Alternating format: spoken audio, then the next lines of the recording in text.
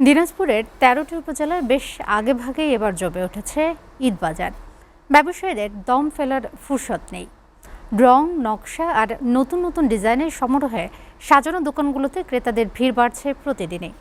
নতুন সরকারের স্থিতিশীল পরিবেশে এবার ব্যবসা ভালো করার আশাবাদ ব্যবসায়ীদের। দিনাজপুর থেকে খাদেবুল ইসলামের পাঠানো তথ্য ও ছবিতে ডেস্ক প্রতিবেদন।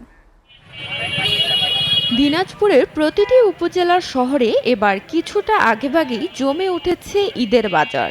রং, নকশা আর নতুন ডিজাইনের সমাহারে সাজানো দোকানগুলোতে ক্রেতাদের ভিড় বাড়ছে প্রতিদিন। ব্যবসায়ীদের দম ফেলার ফুরসত নেই, তবে বাড়তি দাম নিয়ে রয়েছে ক্রেতাদের মিশ্র প্রতিক্রিয়া। আমার ওয়াইফ, বাচ্চা, দাম একটু বেশি, জিনিস ভালো। আমাদের মধ্যবিত্তদের ধরা ছোঁয়ার বাইরে। প্রাইস রিজনেবল প্রাইসের মধ্যে আছে। এদিকে নির্ধারিত দামে দোকানগুলোতে মিলছে কিছুটা স্বস্তি। নিজের কিংবা পরিবারের সদস্যদের জন্য পছন্দের পোশাক কিনতে ব্যস্ত সময় পার করছেন ক্রেতারা। বাচ্চাদের জন্য কেনাকাটা করা হয়েছে, নিজের এখনো কেনাকাটা করা হয়নি। আমাদেরও দোকান আছে, দেখা যাক শেষের দিকে কি করা যায়। এদিকে অর্ডারের চাপে টেইলারিং হাউসগুলো নতুন কাপড় নেওয়া বন্ধ করে দিয়েছে। রাত দিন খেটেও ঈদের আগে ডেলিভারি দিতে হিমশিম খাচ্ছেন কারিগররা।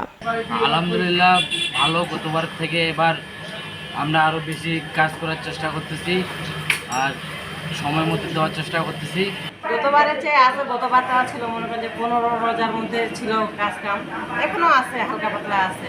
নিত্য নতুন বিভিন্ন ডিজাইনের কাপড় দিয়ে দোকান সাজানোর কথা জানান ব্যবসায়ীরা। দাম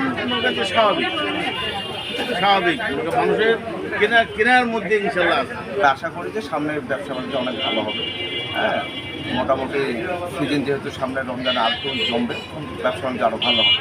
চাঁদ রাতের আগ পর্যন্ত দিন যত গড়াবে ততই জমজমাট হবে ঈদের বাজার। তীব্র ভিড়, মানুষের হাসি আর বেচাকেনার কোলাহল মিলিয়ে তৈরি হবে উৎসবের নিজস্ব ছন্দ।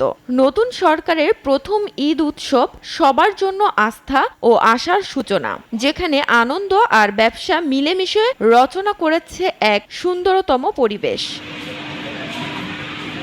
SATV news desk.